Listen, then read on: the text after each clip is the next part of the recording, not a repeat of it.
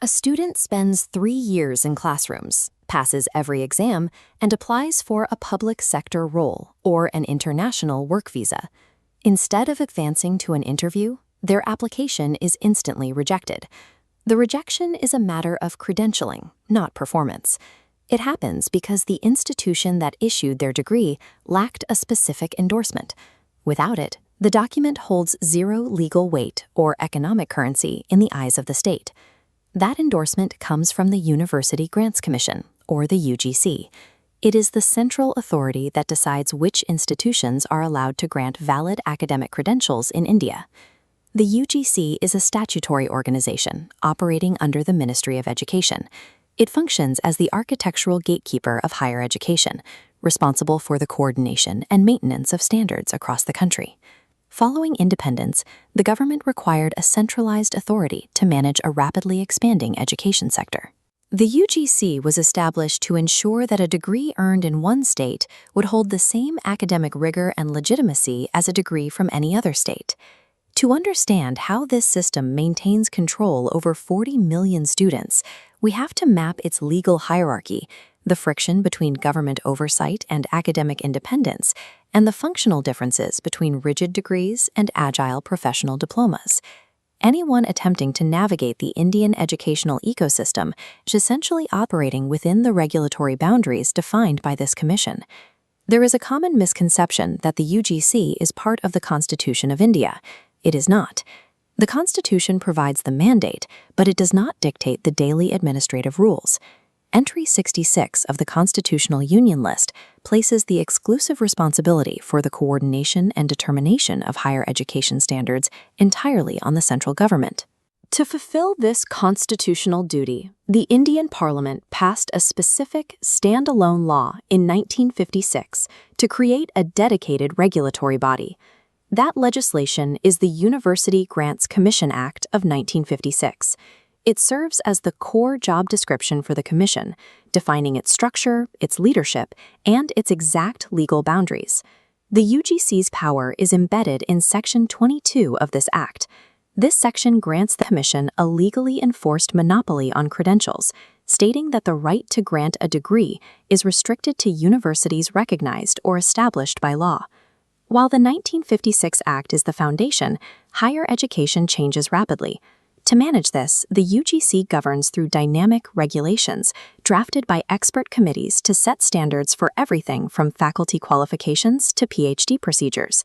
These rules become binding federal law only once they are officially published in the Gazette of India, the public journal of the central government.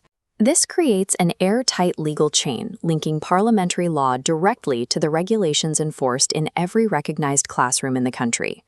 India has over 40,000 individual colleges. If the UTC headquarters in New Delhi tried to directly inspect the infrastructure and attendance of every single campus annually, the administrative system would fail. To manage this scale, the UGC utilizes a delegated structure similar to a corporate franchise network, creating a strict hierarchy between universities and colleges. Statutory universities act as regional managers. They are the only entities the UGC directly monitors, and the only ones with the legal right to design a syllabus and award a degree. Colleges are the local teaching centers. Legally, a standard college has zero independent academic authority and is entirely dependent on its parent university. To operate, a college must seek affiliation. The parent university inspects its facilities and faculty to ensure they meet minimum standards before granting a license. Once affiliated, the college must strictly teach the university's exact syllabus and administer the university's exact exams. When a student graduates, the degree certificate bears the parent university's name as the awarding authority, not the name of the local college. This architecture offloads the burden of quality control, making universities legally and financially liable for the performance of their affiliated colleges. However, there is a sector of higher education that operates entirely outside the UGC's Section 22 monopoly. These standalone institutes bypass the traditional university bureaucracy by issuing diplomas and certifications rather than statutory degrees. This distinction is clear when comparing a statutory MBA degree against a postgraduate diploma in management, or PGDM. Because an MBA is a degree, it is governed by university academic councils. Updating its syllabus to reflect new technology can take months or years of committee approvals. Independent institutes can rapidly update a PGDM syllabus to match current market needs, integrating new tools as soon as they are adopted by the industry. These institutes also possess total fee autonomy. Since they do not grant statutory degrees, they can structure and discount their pricing without government-imposed caps. Private sector employers often prioritize these specialized diplomas because the curriculum is designed for immediate professional application. Parliament did create specific legal loopholes for elite institutions like the Indian Institutes of Technology. Through individual acts of Parliament, these institutes were granted massive federal funding and the rare authority to grant degrees despite functioning as autonomous institutes outside the traditional UGC system.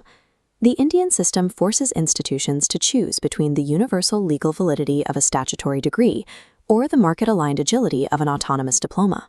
This creates a recurring question. Is the UGC a truly independent regulator, or is it a mechanism for the government of the day? The UGC possesses legal armor that protects its daily existence. It cannot be dissolved by executive order, and the government generally does not interfere with academic technicalities like PhD review criteria.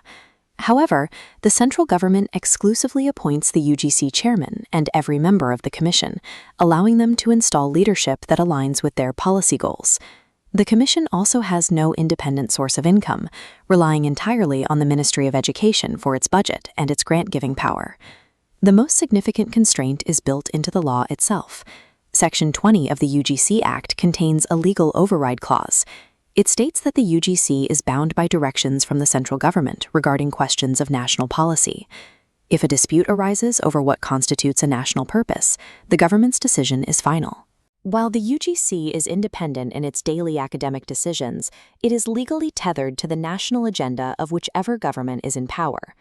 The Indian higher education system functions as an engineered compromise, operating at a scale that necessitates rigid centralized oversight.